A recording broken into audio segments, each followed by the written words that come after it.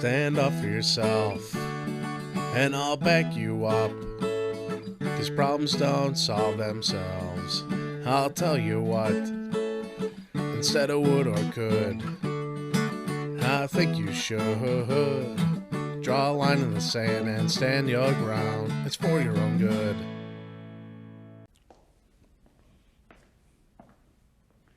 Hello, my name is Roy Poyan. I'm the Director of Families Impacted by Opioids. I'm a state licensed chemical dependency counselor assistant and a certified mental health coach.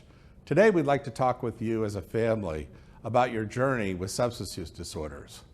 The question is, in the continuum of care, the individual person's care, where are you as a family in this journey? We know their journey and what it is that they will be experiencing as they move through the different phases.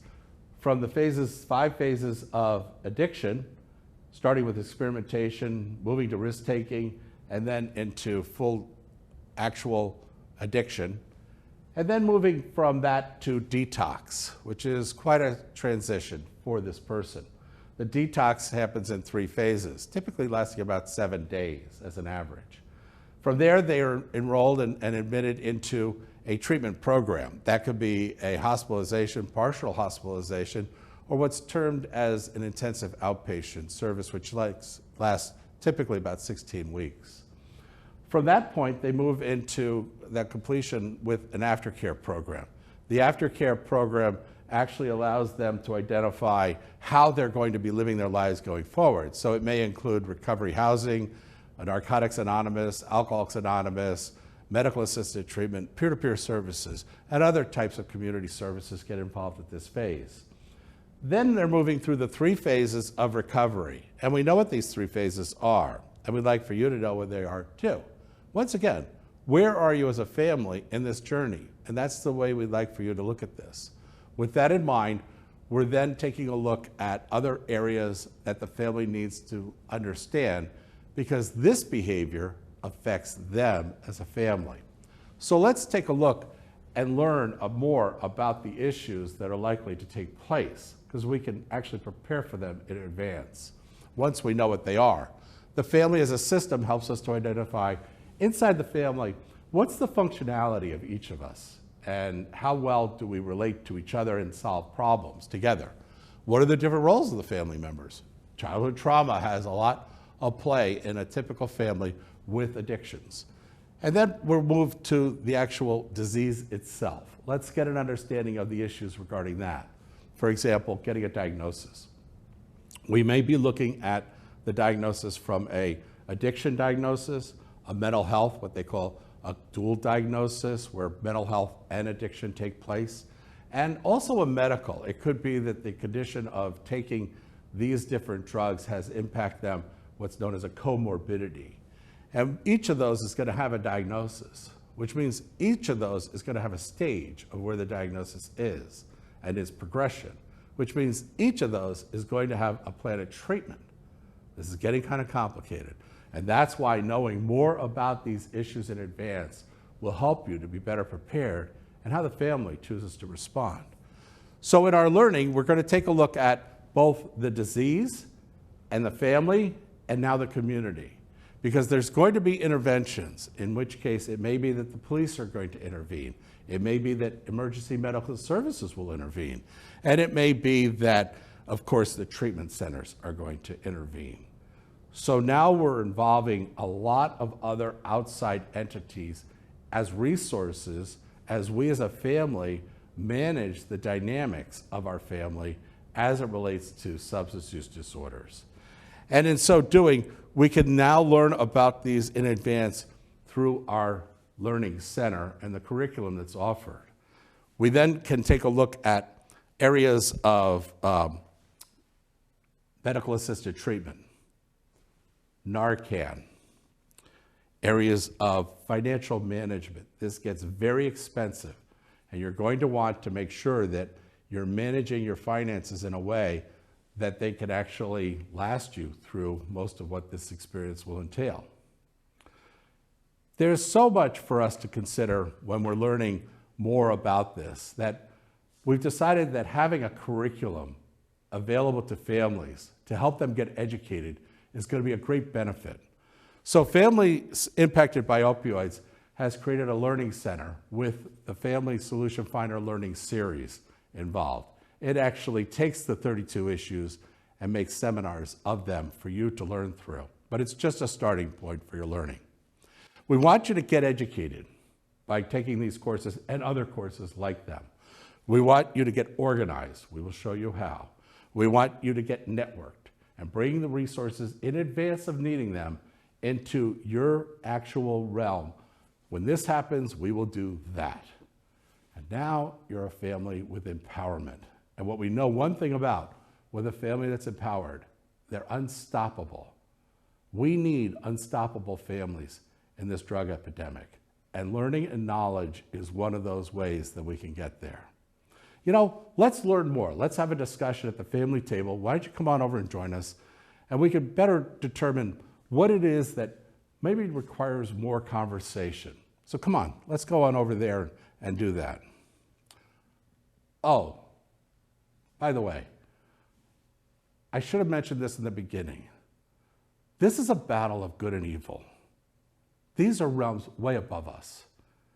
And we will want to include our spiritual faith practices in front of all that we've just said today.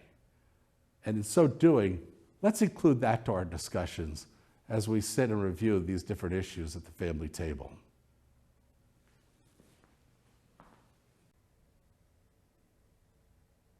All right, I'm rolling, so ready whenever you are. So many times we're asked, and we ask ourselves, can this be done differently? Can it be done better? And this is certainly the case when we start to look at addiction and the family's journey with somebody who is suffering from the chronic disease of substance use disorders. So the question then becomes, what changes are needed and which changes are right? And are we currently doing things that's going to provide the best results? Well, that's always going to be a question for all of us. Often it's in a review. Rarely do we get to proactively know. One of the areas that we want to take a look at before we get started into creating a change is, what is change? I mean, how does change evolve? Petraska and DiClemente, two psychiatrists, psychologists working in the field of change, designed the 5 stages of change, titled A Transformational Transition of 5 stages. And they've proven it out, empirically proven in studies, and now used internationally around the world. The 5 stages of change include pre-contemplation, contemplation, preparation, action, and maintenance. And what this does is it allows us to take a look at, in pre-contemplation, typically, we're not really aware that there's a problem that needs to be adjusted or changed. So we're not so committed to that. Typically, at this point, an assessment of exactly what is being done or taking place is very helpful. It brings our awareness around to a truth about where things are. And then in contemplation, we find ourselves during the period of pre-contemplation asking a question. From the assessment of where things are and what they could be, I think I want to be where I could be than where I am. And we find this to be very true for the person who is in addiction as they start to look at the idea of going to detox. Keeping in mind the 5 stages or phases of the addiction journey, experimentation, and all the way through to full addiction. That typically lasts many years. And there's a lot of behavior and a lot of damage to relationships that are done during that time period. This is when the family truly suffers. They're in such disarray as a family dynamic. They begin to argue with each other about what is the right thing. Once again, how do we handle the changes that are taking place with these issues that are being presented? We never thought we'd have to go to drug court. We never thought we'd have to pay north of $20,000 this year for certain types of treatments and therapies. Didn't see that in our budget. So now we're starting to take a look at, how is this impacting us? How is it forcing us to change? Our society is the same way. Our communities are the same way. They're in change too, not flux necessarily.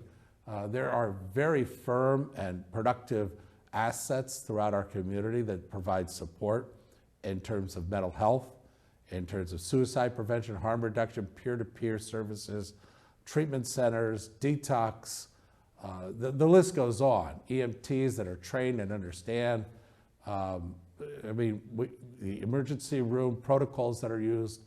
So these changes have taken place and they've really benefited us. Now comes the question of, are we in a position that is best suited for where we are today and going forward? And what I would propose is that in the families that we meet with at the Family Learning Center, we're seeing a lot of families that don't understand the characteristics of what's being implemented or being introduced or being infused into their family in terms of change. All of a sudden, Donna, who's now becoming fully addicted to methamphetamine, has made significant changes, and all of us in the family have had to respond to that. And now we're making changes too. But we're doing it without much knowledge about why this change is needed, why it's taking place, where is it going to take us. And that's the value of the Family Solution Finder Learning series, the 32 episodes that we've presented. So then the question becomes, will the family come out and search out this as far as they know they need to get knowledgeable? Well, what we're finding is characteristically, no, they don't. Our trouble, our dilemma as a society is to be able to introduce a pre-contemplation, the first stage of change, to a family that is unaware that they can become educated, that they can learn more, and they can empower themselves with knowledge. It's often said that the drug epidemic, its oxygen is ignorance, which means that knowledge would suffocate that oxygen. Knowledge at the family level would be a great benefit for the family, for the person who is experiencing substance use disorders, as well as our community. So doesn't it make sense that in some way we need to make an effort to get knowledge to the family table? We've kind of tried that. We've put together seminars and we've marketed it, and we've seen others do the same with similar results. The families just don't come out. It's not shame on the families, but it's because they're not aware of the advantages. And once they see what they're dealing with, mini assessment, then they realize that maybe they could do better, give them an option. And now they're contemplating the idea that maybe getting knowledgeable is a good idea. Now they're at stage 2, contemplation. And then what happens is they move to preparation, where they decide that they're going to start to learn. The question is, what are they going to learn from?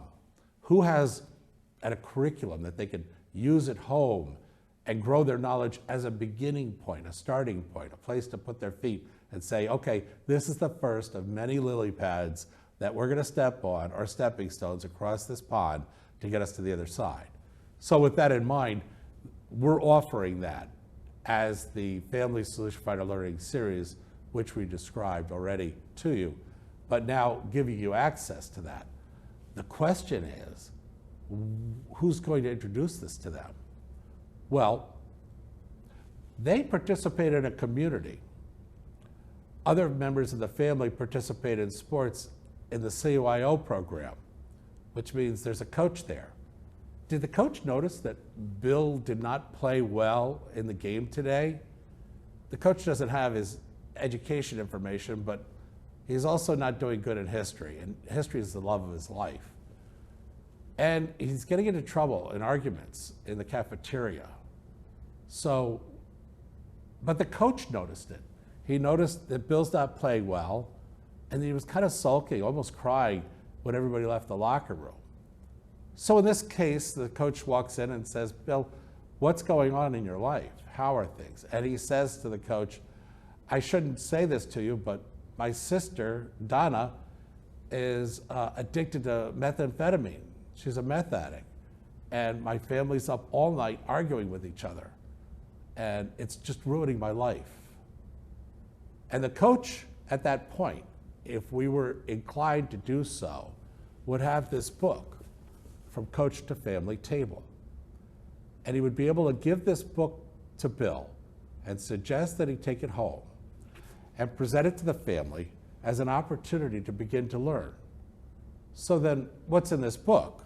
Well, it's a combination of NIH, SAMHSA, empirically proven studies, family therapy, best practices in counseling. And it starts off with enabling, and then it goes to boundary setting, and then it goes to the stages of change, so that the family can understand that. And then it goes to the police intervention. So why would we need the police intervention? She's addicted to methamphetamine. She's not going to be able to work. She's going to have to steal for her habit, and eventually she will get caught, and the police will eventually arrest her. This isn't like an unknown to us. It's why it's one of the seminars. So then that means that we might also end up in an emergency room. So seminar number 5 actually discusses what the family can do should an emergency room be a part of, presenting itself. The same is true for the legal system. Drug court or criminal court? Well, if you've got the opportunity and if they've got a diagnosis of addiction, then you want to make sure that the prosecutor gets that. This is discussed in the legal portion of this book. And then the treatment center. What do treatment centers do? How many of us really understand what is it that a treatment center does? Well, they do group. And then we accept that as an answer. Oh, good, they do group. Time out. What do they do in group? We should know this. Well, they use best practice protocols established by very knowledgeable protocols as far as the content of what they're using, what they refer to as empirically proven successful protocols. So with that in mind, we can have confidence that our loved one is receiving top quality care. Well, hopefully the person is absorbing this. Some people don't finish the treatment center, and sometimes the family has a little bit to do with that. But then that takes us back to enabling. By strengthening the family and enabling, by strengthening them in boundary setting, by strengthening them in understanding the stages of change, don't expect this person to change overnight.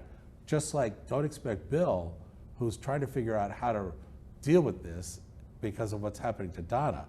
Bill has a right to have that understanding that change is needed in his life, and we need to help that, because that's post-traumatic stress disorder, right? And that would require a good counselor to get involved in Bill's life so that he can figure out how to park this.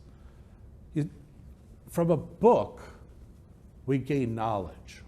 In Lent, the diocese will typically hand out a book, a Bishop Barham book on possibly the Eucharist or understanding the Mass, or depending on what year it is, would depend possibly on the different types of books that are handed out. It's not uncommon for the diocese to hand out books. So what if this book was given to the coaches at the CYO, not all of them, but most of them, and they had access to be able to hand it when needed to a family where it's been identified, and the person who's identifying it has told the coach, I'm dealing with this in my family.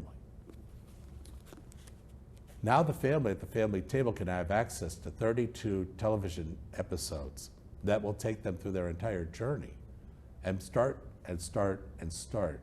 I emphasize the word start because it's just the beginning of their knowledge building, but it is a beginning. What if the guidance counselor, in terms of transition, is at pre-contemplation, and they're not really aware that a student has a problem in the family, but now because they're talking with them about the history class and maybe their performance in the cafeteria, it's been disclosed to the counselor that addiction is a part of the family dynamic and it's hurting this person's life.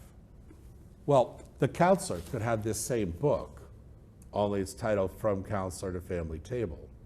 So this book goes home, and then it becomes a part of the opportunity for a dialogue and then education and learning in the privacy of their home, because that's where they could take these.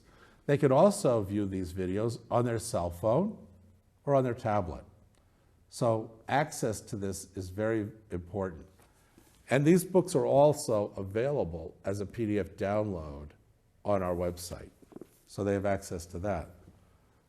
Other parts of the diocese include social work. What about the transition in terms of pre-contemplation for the social worker of a person that comes in and we are discussing with them spousal relationships in the family, and then it's discovered that addiction is a part of one of the family members and the impact that this is having on the family as a system and the homeostasis that's now out of balance because of this. Well, the counselor or social worker could have this. The social worker at an ER could have this.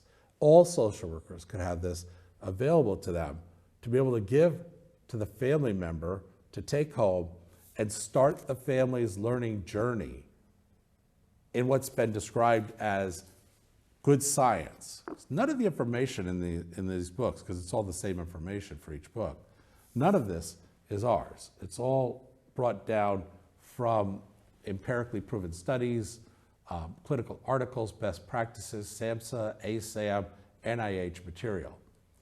And for that reason, it's given to them in a way that they can digest it, break it down, and then apply it to their lives, because there's practical exercises as well as knowledge in this. We also provide 3 coping skills: how to determine a solution, how to develop a decision, and how to design a plan of action. These are great tools, because just giving them information without giving them the ability or a model on how to apply the information is limited. So we do both. Now, how about the pastor at the parish? When somebody comes to them in counseling and says, "Pastor, I'm experiencing a very bad situation. My husband is starting to abuse his opioids from a pain medication he started as a prescription, but now I believe he's addicted. And this has been going on for 3 years now, and it's to the point that I don't know what to do. It's ruining our family." At that point, the pastor could have in his office a copy of this book, in which case, from Pastor to Family Table, this person could take that home and begin their knowledge building with all the family members. You see, we're uniting the families around this concentric idea that if they know more, they can do more proactively. Other people will be able to help them in a much more satisfactory way to the programs that they've designed, because the family members get it. They understand what's going on more clearly. And knowledge is empowering. An empowered family is unstoppable. We need in America unstoppable Catholic families so that we can then allow all of the different services to be even more fruitful in how they're applied in the lives of these families, which is really where all this starts and loops back around. This is actually a battle of good and evil against our families. When you think about it, it's almost, considering that the cartels are bringing this across the border and they know that this is poison, this is almost a form of family genocide in America. So I'm not going to get overly carried away with that thought, but I am going to present it out there. It's disruptive, it's troubling. All of this is. Technically, none of this should be happening, and it's happening everywhere. We need to help the families to know more. But we've already determined they really don't come out for education. So we have to show up at their family table. And given that there aren't many portals to be able to get to the family table, the coach, the guidance counselor, the social worker, the pastor, all touch these families, all actually provide for these families guidance in their own way, and can incorporate now this particular type of material that they can then take on themselves. Remember the Lenten book that was handed out by the diocese? Wasn't that the same thing, only in a different way? So we do know how to do this, and we do know how to show up to the family table. I'm just asking us to consider that we include the substance use disorders epidemic and empowering the family through these same vehicles, these same portals. Now, there's a lot in terms of the transition and in pre-contemplation that has to do with employers inside the diocese. You have supervisors, managers, directors of all types. These people have employees. They have families. And in some cases, they have families that are dealing with addiction. And maybe mom isn't performing well at her job down at the Catholic Charities where she's working as an administrator, and the supervisor says, you know, you've been coming in late, it's not like you, your performance has declined, that's not like you, what's going on? And she says, well, my son is addicted to opioids, and we're just having a really hard go of it. We don't understand what's coming next. And the employer can bring out this book and say, well, we have a book titled From Employer to Family Table, and I'd like you to take it home.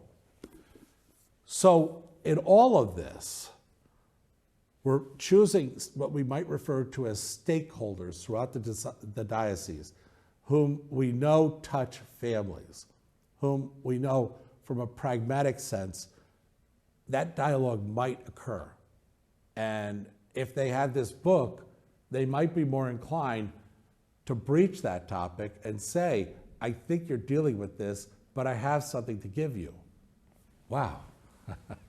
How beautiful that is. How godlike that is, to be able to say, I love you. And we do love each other. And I want to show you that love in a way that I can contribute to you helping yourself with knowledge. It's not their knowledge. It's proven out knowledge of the sciences, of the community.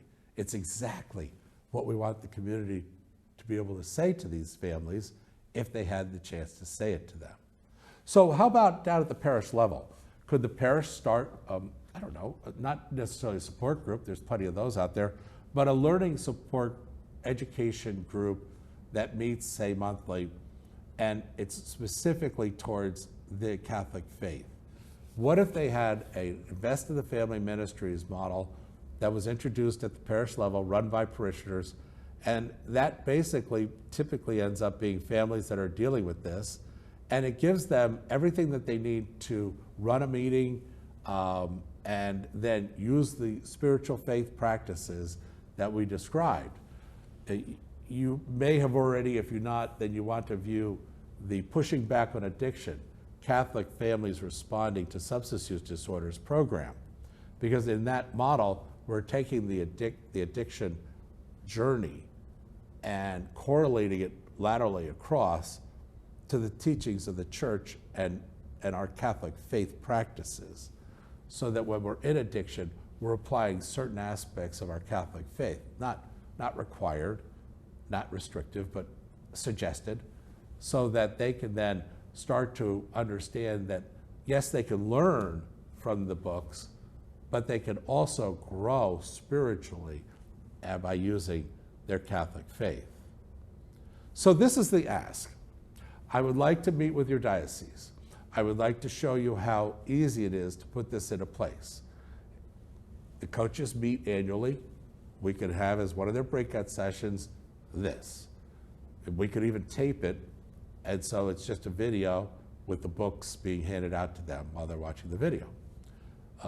Typically, employers have sessions throughout the year where reviews are done, and the employers and the different management chosen by the diocese, which level, could be provided from employer to family table books. On the other side of this, we're starting to look at the counselors, the social workers. These are all stakeholders within the diocese infrastructure that we can now empower with the ability to have a difference in the lives of families that are dealing with substance use disorders. That's my ask, is to meet. And just consider, no obligation. This information is being provided to you at no cost. Families Impacted by Opioids is a nonprofit education charity 501c3. And we would like to partner with you in your community to empower you in empowering the families inside your diocese. God bless you, and thank you for taking the time to review this proposal.